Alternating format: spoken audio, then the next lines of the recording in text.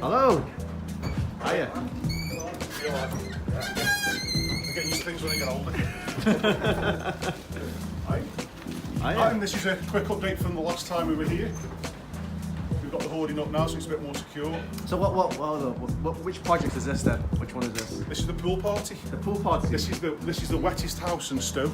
Oh. And we've actually made a full-size swimming pool as well. It's like a genuine thing. Ooh. So the scaffolding's up, yeah? Yeah, we've got the scaffolding up. So since we've been stripping it all out, we've found quite a few structural issues with it. So the parapet at the front, so this is actually a listed building. The parapet at the front's got a box gutter, and the box gutter's been leaking for quite some time. Yeah. And we're trying to get this nail out. And as it's been leaking, it's rotted all the wooden lintels on the inside, so there's quite a bit of movement on the front. Some of the stone lintels are sort of cracked and dislodged, so we've taken all the plaster off to expose to see what it is. Yeah.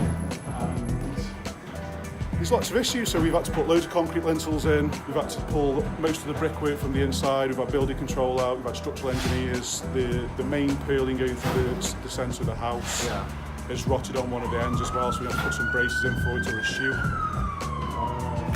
Actually, pretty much any timber in this house that was in here is that fucked. We've had to just change everything, so it's practically a new timber house.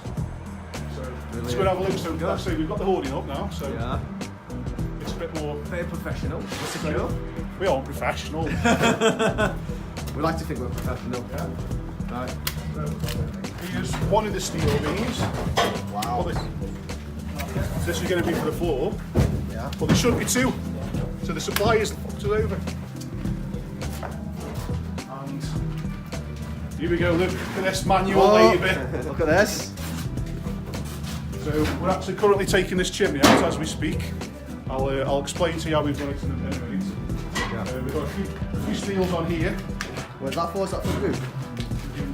This is for some of the walls which we've got to remove.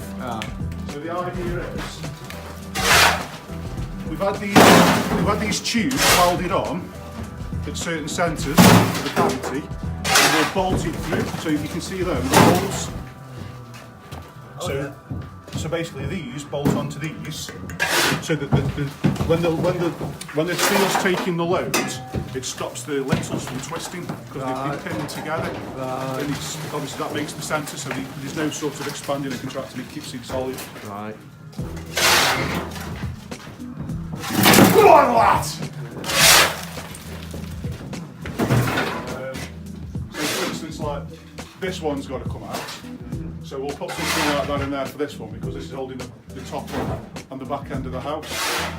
So the structural engineers will give you the drawings, but that's what they actually look like. And the idea is to keep those two steels at a fixed space apart. So they can't twist. They can't twist and they can't move, so it always holds up the two. Right. The two sets of supported brickwork. So we've got a nice toilet. Yeah. This is the welfare. We've had to put a new roof on this. All the roof on this has had to be changed, to be fair, on everything on the outriggers. The small extension. Yeah. It was a slate roof on there because, like I say, it's a listed building. So we've had to put new box gutters in. It's quite a job, really. It's a big job. And that's what Builder's Coffee looks like, complete with dust. Isn't it nice? Lovely. As to the flavour. So, this is where the foam is, this is where the ladies are with the bikinis on, and this is the pool party. And I'm going to show you the extent of the pool party. So this is the upper level, and if you can remember, we went into the basement where John's going into now, and exposed all that rotting wood. But yeah. And John's not a small guy either, and look at that. There's plenty of space. So there you go with the pool. So this is going to be a new thing for HMOs and Stoke. We're going to fill it full of water, and we can have an indoor pool. Yeah. And that's the entrance. You can just open the door and jump right into it. Just dive in. Just walk right into it. Amazing. So these are the stand-offs. Yeah. Stand-offs. So we're going to put a piece of steel from there into here. And then another one there. Yeah. So it's going to have two sets of steels going in, and we're going to put complete joists in, a new floor. because of the extent of the dam on the joist, we'll be wrapping it down with DPM, or we're putting some liquid DPM on to protect it from any further sort of issues with damp, because it's still going to be there. Yeah. So yeah, It's amazing. It's great. Wow. And that's one heck of a steel coming across from that side to this side.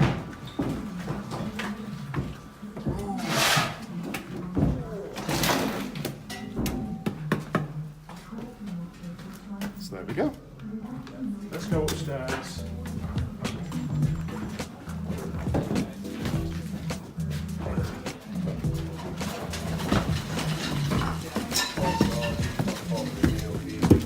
Smile, you're on camera. We're live. Don't say fuck or bugger. Right. This is one of the rooms upstairs. So we've got the ensuite, the stud works already been put up. The ensuite's been made. Yeah. Partitioned off already. Yeah. So you can get a feel for the layout. It's not a bad size, this one. We'll go this way around. So these are the rooms at the back.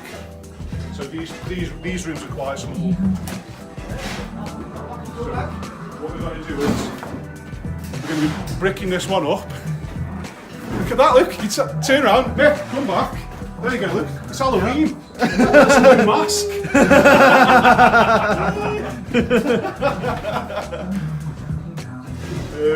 Hi, Rich. So yeah, we're going to be bricking this up. Yeah.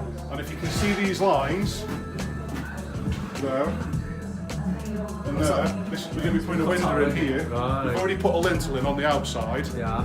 so it's safe, so it's ready. So as soon as we get the window, we can put it straight in, pull this out, so it's a bit quicker. Yeah. But it's still You've done all the weathered prep in. already. It's all in the prep. Yeah. It's all in the prep, baby. So this is this room. The floor's unsafe in there because the joists are on, so I can't go in there. We've got to shutter it off to health and safety reasons. This is the chimney that's going to be coming out. Obviously it's not out on this floor, but it's out on the top floor. Yeah. So that will make a big drastic improvement to this room. Even though it's small, it'll still make a huge difference. Yeah.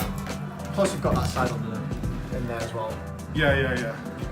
The next video, that should be done, so I can sort of walk you through. It's going to be a bit of an obscure shape. Yeah.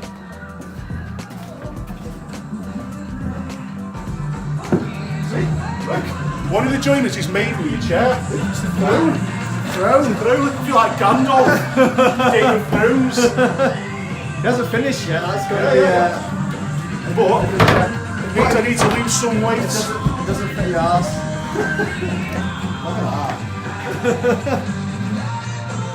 that. So this is the front of the house. These rooms are bigger. You keep following me around, proper. Yeah. En suites again. This is all going to have en suites everywhere. But it's quite a lot of progress from the first time we came in a couple of weeks ago. Yeah. Well, I'm surprised. It's only been how many weeks? 3 weeks? Has it been? Yeah, 3 weeks. Yeah. Well, We don't fuck about, mate. Stop looking at me bum as well. everyone, close your eyes. Don't see this. Right, so there you go. This is It's gone already. this is live. There was still a chimney there a second ago. So what we've done, can you see up there? Yeah. With a little stick, a magic stick, the wand. We've had the gallows brackets made. That's going to be in the loft. We put that in first. We've had to put some raw bolts in there with some resin anchors to make sure it's strong enough. Because this is an old listed building, so the wall between here and next door is actually 9 inch. Right. So we can get good fixings. It saves us trying to put a steel in, because if you look at the pitch of the roof, Yeah, it goes down. it goes down. So that's what a gallows bracket looks like. Wow. And once it's in, Yeah. obviously now, you can see the chimney. There's the 2 flues. Yeah. That's the studs. And if you look down there, not that you can see much, that's quite a drop. Yeah. Give me 10 circle.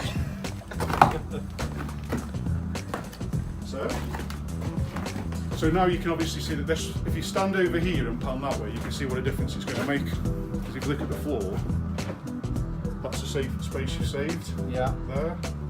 And this is only a small room. You've got space to add back into it. Yeah, we've had to on this one. Yeah. So we're currently having a few issues at the minute. So this is a little bit of knowledge for you. Is the problem we've got is when you take the plaster off the wall, building control stipulates that you're bound to try and upgrade the thermal values, the U values. I wanted to put 25mm on the walls with the top hat section to create a cavity gap, a vapor barrier and cavity gap to keep the insulation warmer. But if we put 25mm on there with the top hat section, we can just get away with 6.52 square metres in this one. But building control are trying to say that the U value won't match. They want us to put 50mm king span, so that's double. But if you take that with the linear meterage with the top hat section, it's almost 100mm off the wall. Yeah. So we're going to lose about 600.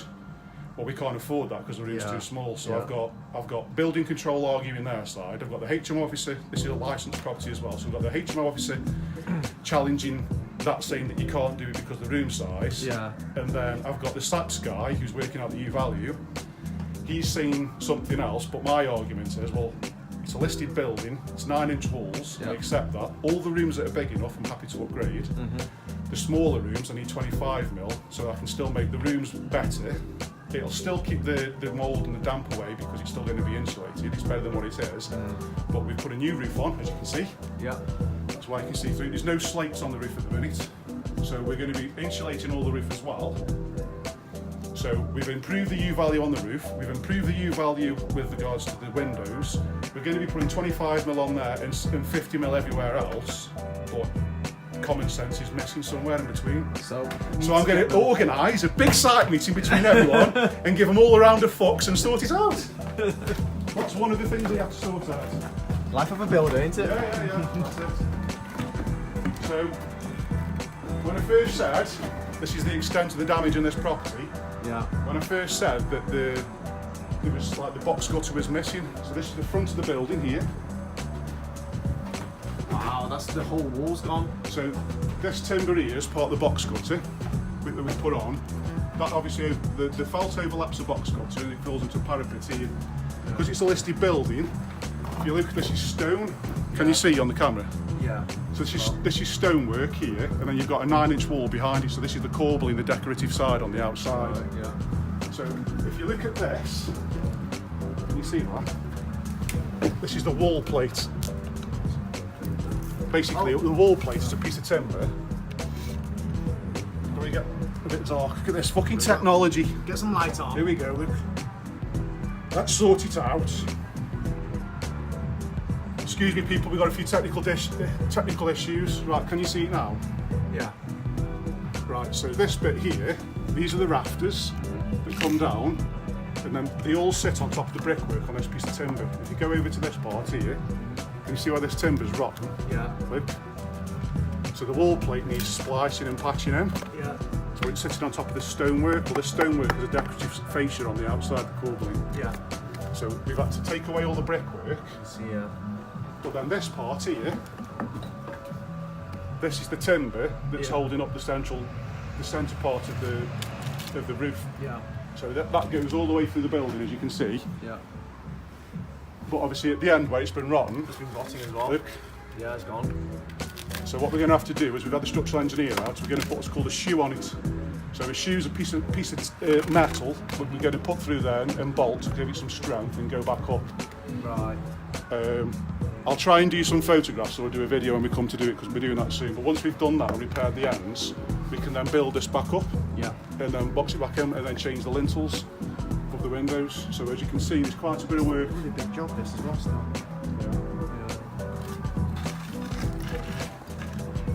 Part of the contingency, isn't this? Yeah, it's going to be a rather large contingency. Yeah. To be fair, but yeah. So this is another reason why we've taken the roof off, because obviously the roof was the issue, but with us taking the roof off, we've been able to prop it up on the joist, because we've taken all the weight off the roof. Yeah. So all that this is really holding is this end, but it's only really holding timber above it. There's no weight up there. Well, there is weight. Well, not that much. Not that much, because there's a central wall there. Yeah. So that's holding the middle of that timber. Right, you see. Do you know what I mean? Yeah. So I say, it's screwed and propped everywhere anyway, on both sides. So there you go, Luke. Lovely. Lovely jubbly. So this is going to be the last 2 rooms. So this is the other side of the room that you've just been in. So that's obviously the hole that we've made there. Yeah. So this is the inside of the front. Again, some more props. But even on the side here where the hip is, look, you know, the wall plate's knackered. Even there as well. So, wall plates need changing, but now there's no roof, now there's no weight on the roof. So it makes life a bit easier. A lot easier. Top doesn't rain. Yeah, and this is a bit more light. This is the last of the smallest rooms. But like I say, again, I'm fighting the client's corner, and I'm trying to fight common sense because I'm trying to appease everybody, but no one wants to work together. And this is something that we always find in the trades. The builder just gets tasked with doing all this, but a lot of people don't see it. Yeah, they don't in the see background. But the trouble is if we don't sort these issues out, then it holds the build up, which then costs us money because we have to go down on site. But because we've got quite a large pipeline in front of us, we need efficiency. So yeah, it needs carrying running. while there's a lot of work going on in here, you can see the progress behind the scenes. As I'm constantly on the phone to the council, to the SAPs, to the fucking architects and whatever else, trying to bring some sort of element of common sense to ease it, to get it going. Yeah. So that's just a little bit of an insight on what a stupid builder actually does. Right, okay, so we wrap it up there then. Wrap it up like a pig in a blanket because it's Christmas. We'll come back again in a few weeks, I think. Maybe. Yeah, another couple of weeks and we'll show you some more, because by the time we come back, the sparkies are coming in next. The plumber's coming in at the same time, so there's quite a lot to do, and we'll probably start dry lining the walls as well, once I've sorted out the thermal issues. Right, okay then. And for now, that's me, done. I'm going to my next project now and do my next site inspection. Say goodbye to everyone. See you later. See you later. Love you. Bye bye.